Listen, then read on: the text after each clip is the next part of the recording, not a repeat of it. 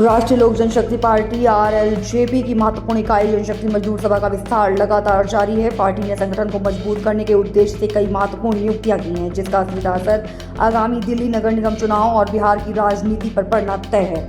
मजदूर सभा के राष्ट्रीय अध्यक्ष सुभाष बिहारी ने संगठन में नई ऊर्जा भरने के लिए सुनील गुप्ता को जनशक्ति मजदूर सभा का राष्ट्रीय सचिव और दिल्ली प्रदेश प्रभारी नियुक्त किया है। ये नियुक्ति ऐसे समय में हुई है जब राष्ट्रीय लोक जनशक्ति पार्टी दिल्ली में आगामी नगर निगम चुनाव में अपनी अहम भूमिका निभाने की तैयारी कर रही है। संगठन को मजबूत करते हुए गाजियाबाद के लोकप्रिय मजदूर और किसान नेता मोहम्मद असलम को किसान मोर्चा का जिलाध्यक्ष नियुक्त किया गया है। उनकी नियुक्ति से गाजियाबाद और आसपास के क्षेत्रों में किसानों और मजदूरों के बीच पार्टी की पकड़ मजबूत होने की उम्मीद है। वहीं असम के अरुण जी को दिल्ली प्रदेश उपाध्यक्ष के रूप में नियुक्त किया गया है, जिससे संगठन को विभिन्न राज्यों के कार्यकर्ताओं का अनुभव मिलेगा। इस संगठनात्मक नियुक्तियों के साथ ही राष्ट्रीय अध्यक्ष सुभाष बिहारी ने आगामी राजनीतिक रणनीति पर भी बात की। उन्होंने स्पष्ट किया कि बिहार के चुनावों में पार्टी अपने शीर्ष नेता पशुपति कुमार पारस के लिए कड़ी मेहनत करेगी और उन्हें जीत दिलाने के लिए पूरी ताकत झोंक देगी। पार्टी के इस विस्तार से ये स्पष्ट है कि राष्ट्रीय लोक जनशक्ति पार्टी विभिन्न राज्यों में संगठन को मजबूत करते हुए राष्ट्रीय राजनीति में अपनी प्रभावी उपस्थिति दर्ज कराने के लिए तैयार है। राष्ट्रीय लोक जनशक्ति पार्टी की इकाई जनशक्ति मजदूर सभा का लगातार जो है बढ़ोतरी देखते हुए नजर आ रही है, क्योंकि सुभाष बिहारी जब से जनशक्ति मजदूर सभा के राष्ट्रीय अध्यक्ष बने हैं लगातार वो लोगों को ज्वाइन कर रहे हैं, काम कर रहे हैं और एक बड़ी टीम बनाने का जो है वो तैयारी है। सुभाष बिहारी जी ने आज 3 लोगों को जो है बड़े पद दिए हैं जनशक्ति मजदूर सभा में।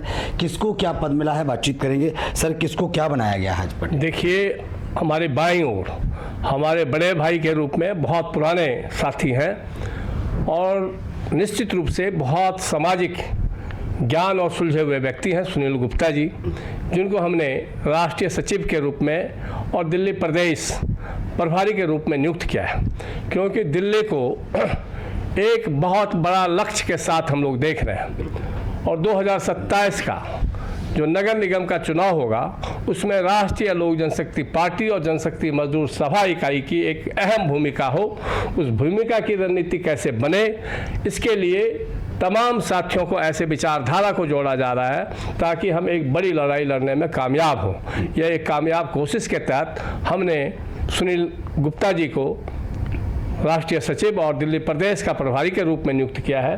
वहीं हमारे दाईं ओर मोहम्मद असलम जी, ये भी उत्तर प्रदेश गाजियाबाद में निवास करते हैं, दिल्ली एनसीआर में निवास करते हैं और मजदूरों और किसानों के बीच में इनकी बहुत बड़ी पैठ है।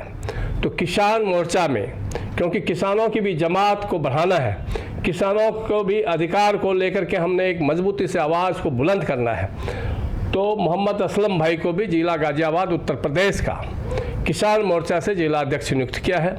वहीं हमारे अरुण जी, ये भी हमारे आसाम से हैं लेकिन दिल्ली में काफ़ी लंबे समय से ये रह रहे हैं और मज़दूरों में किसानों में इनकी भी एक बेहतर पकड़ है, तो निश्चित रूप से इनको भी दिल्ली प्रदेश के उपाध्यक्ष के रूप में नियुक्त किया है। और असलम भाई को भी ये एक बड़ी जिम्मेदारी दिया है कि गाजियाबाद जिला अध्यक्ष के रूप में तो हैं ही, लेकिन दिल्ली में भी इनकी काफ़ी पकड़ है और दिल्ली किसी भी हाल में एक कामयाब कोशिश के तहत एक लक्ष्य के साथ और इस लड़ाई को बिहार चुनाव जीतने के बाद बिहार में हमारी सरकार महागठबंधन की बने, हमारे नेता माननीय पशुपति कुमार पारस जी का परचम बिहार में लहरे, उसके बाद हम तमाम साथी मिलकर के दिल्ली, जो कहते हैं दिल्ली दूर है, उस दिल्ली को बहुत करीब, बहुत नज़दीक और दिल्ली राष्ट्रीय लोक जनशक्ति पार्टी की दिल्ली और उस सरकार में राष्ट्रीय लोक जनशक्ति पार्टी की अहम भूमिका हो, उसकी रणनीति हम लोगों ने 2 साल पहले से शुरू कर दिया है और उसी कड़ी में हमने अपने तमाम साथियों को जोड़ना शुरू किया है और इनके माध्यम से और भी लोगों को जोड़ेंगे। कितना बल मिलेगा पार्टी को? बहुत बल मिलेगा। आप शरीर से, स्वस्थ से, आप देख रहे हैं हमारे तमाम साथी पूरे जोश में और पूरे लक्ष्य के साथ इस पार्टी को ज्वाइन किया है। माननीय पशुपति कुमार पारस जी के आदर्श और सिद्धांतों को स्वीकार किया है और निश्चित रूप से जनहित में हम लोग एक बेहतर संघर्ष करेंगे। सर, क्या कुछ कहेंगे आज आपको जो पद मिला है? मैं ये जो भी आज मेरे पे जिम्मेदारी दी गई है, इसको मैं पूरी तरह कर्मठता के साथ अपने तन मन और धन से निभाऊंगा। कैसे काम करेंगे समाज में? समाज के हर तबके के लिए काम करना है हमने। स्वर्गीय रामविलास पासवान का जो कार्य था कि दलितों की लड़ाई तो लड़नी है। बिल्कुल पूरा करेंगे जी हम। जो भी उनका जो उनका सपना था उसको पूरा करने की पूरी कोशिश करेंगे। जी, क्या नाम है आपका सर? मोहम्मद असलम गाजियाबाद से।